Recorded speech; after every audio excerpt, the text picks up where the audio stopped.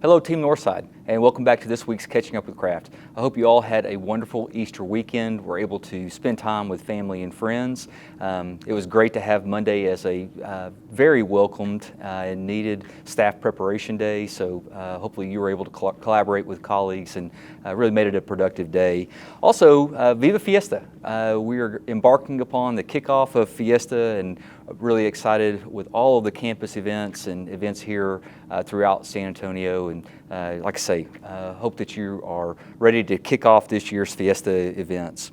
It's a busy month, and we wanted to recognize just a few individuals.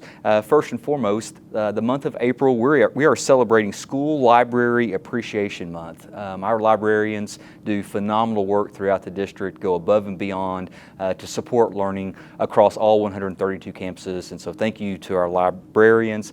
Also, Wednesday we celebrated Administrative Professionals Day, and so hopefully our campuses rightfully so celebrated the hard work of all of our administrative professionals. They are truly the lifeblood that really keep the trains on schedule. So thank you to all of our administrative professionals.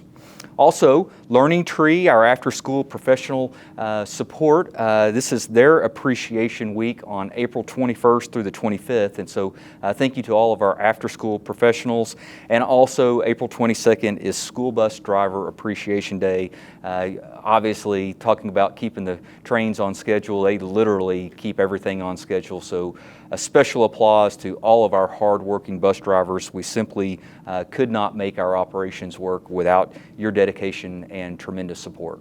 A special congratulations to our state qualifier track athletes. We are sending 13 athletes to Austin to compete in next weekend's state track meet. So again, congratulations to those who have qualified, and also to our 4 teams, being Brennan, Harlan, O'Connor, and Taft, for making the softball playoffs. I believe they'll be kicking off, or teeing off, I should say, starting Friday and into Saturday, and so the best of luck as they enter the bi-district playoffs. We're looking forward to this weekend.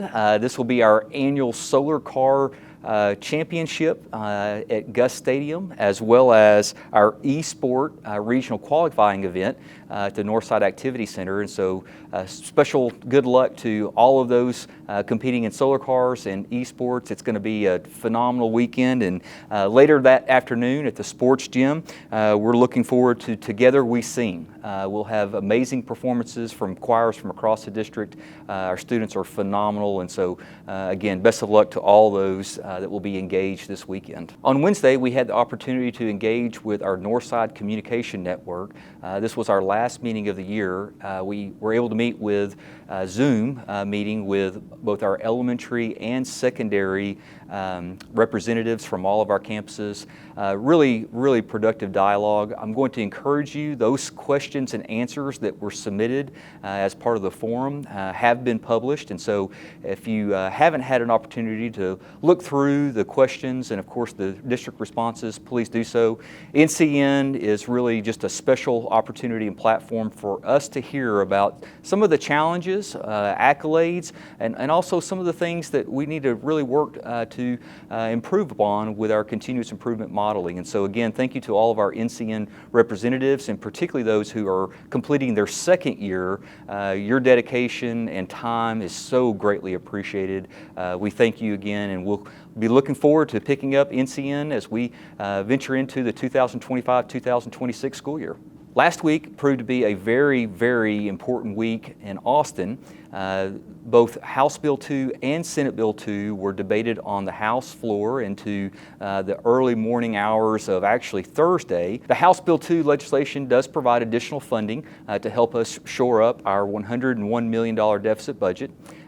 It will provide an approximate $590 per student, just a little over $51 million, of which about $21 million will go directly to supporting compensation efforts.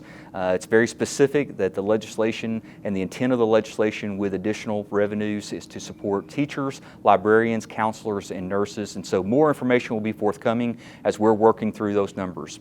It's important to note that while House Bill 2 did pass off the House floor, it now has to head to the Senate, where it will be debated, but I do anticipate that all things considered, it will likely stay intact and will make its way to the governor's desk for engrossment. Along those same lines, Senate Bill 2 was taken up later that afternoon and into, like I say, the early mornings of Thursday morning. Senate Bill 2 provides a $1 billion allocation for vouchers, otherwise known as education savings accounts. Again, this was not a piece of legislation that we were proponents of, but it did accompany House Bill 2. And so it, having been a Senate bill and passed the full House floor, it will go to the governor's desk for engrossment possibly by the end of this week. ESAs will not be implemented until, again, just a reminder, the 2026-2027 school year, to allow the Comptroller's Office to put in place important accountability measures. These are important pieces of legislation because these were two major priorities that both chambers set out to accomplish as we gavelled into the 89th legislative session. And so we'll continue to watch very closely what other bills are potentially legislated with the last few weeks of the legislative session, but those were two big pieces and initiatives that are really helping us from a budgeting standpoint. As we work through our budget, we do anticipate to have about $30 million, like I say, to apply towards that $100 million deficit. And so we're still in the process of working to cut $65 to $70 million out of our operating budget to begin the 25-26 school year. Of course, we're going to work vigorously to communicate any and all changes. I know that one of the questions regarding displacement of teachers and finding new homes, we're going to work to try to communicate all of those changes by the end of this school year. And so we want to make sure that, like I say, we're being very transparent as we're building next year's budget to include the placement of personnel. But it's just a reminder, our two primary objectives are to, one, maintain everyone's job. We want to make sure that all of our hardworking employees here in Northside have jobs secured. But then also, we want to try to protect the integrity of our academic, co-curricular, and extracurricular programs to the very best of our abilities. Student requests are driving a lot of these changes and proposed changes, but we're going to work hard to find solutions so that students are able to receive the same services more efficiently that they have this year and years past.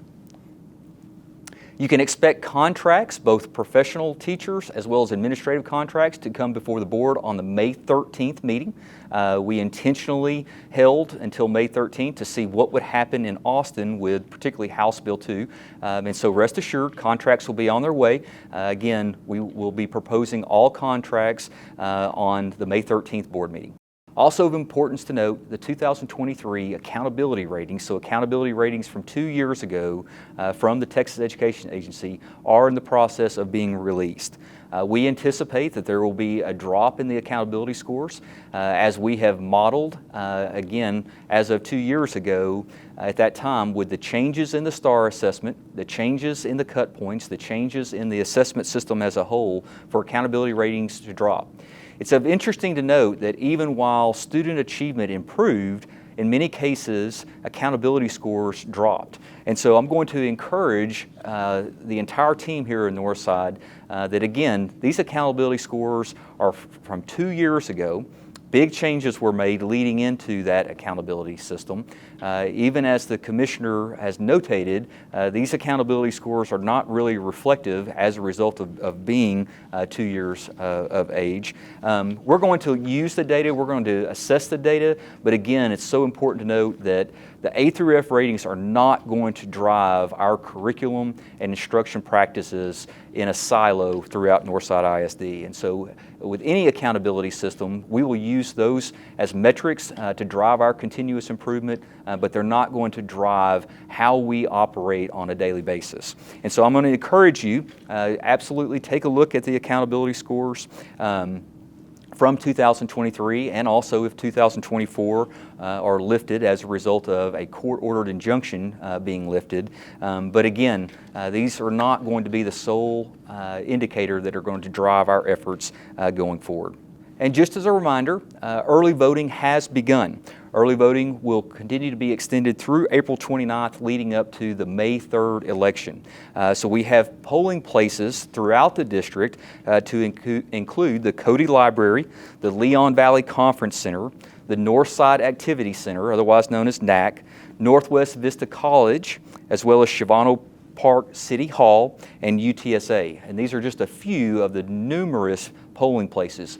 A driver's license, a valid driver's license, is really all you need to go in and vote in your particular precinct. And so I'm going to, again, as we did with every election, be sure to get out and vote. It's vitally important to participate in this civic duty for any election, to include this election on May 3rd. And so again, with May 3rd being the election, early voting being April 29th, there are plenty of opportunities to exercise your constitutional right to vote. And I'm going to encourage all to do so.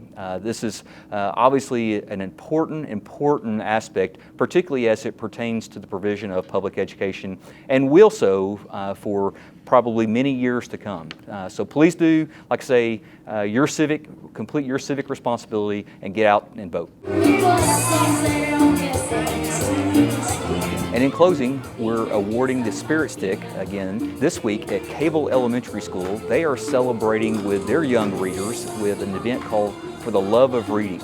This is a culmination of a project completed actually by one of our very own students from O'Connor High School, with face painting, with the provision of free books for our young readers, and it's really just a great festival, really, to help kick off Fiesta. So congratulations to the Cubs from Cable Elementary School, Ms. Pignon, for the phenomenal work that she and her staff do. I hope that you enjoy the rest of this event as well as the rest of the school year. And please, and the entire Northside ISD team, as we kick off Fiesta, enjoy all of the festivities, and please be safe. We know that this is a great time and a great celebration across all of San Antonio, and we just encourage you to have a safe and enjoyable time, and Viva Fiesta. So as mentioned, here we are at Cable Elementary School for the Love of Reading. I mentioned the O'Connor High School student that organized this entire event, Trinity. She is one of actually our Student Advisory Council students and does a phenomenal job. She is just an awesome student. And so on behalf of Northside ISD, we want to present Cable Elementary School, the Cubs, the Spirit Stick for this week, for just going above and beyond and making this event such a wonderful event, and really encouraging our young readers to excel not only in life but also in developing their early literacy skills. So on behalf of Northside ISD, Ms. Pignon, congratulations.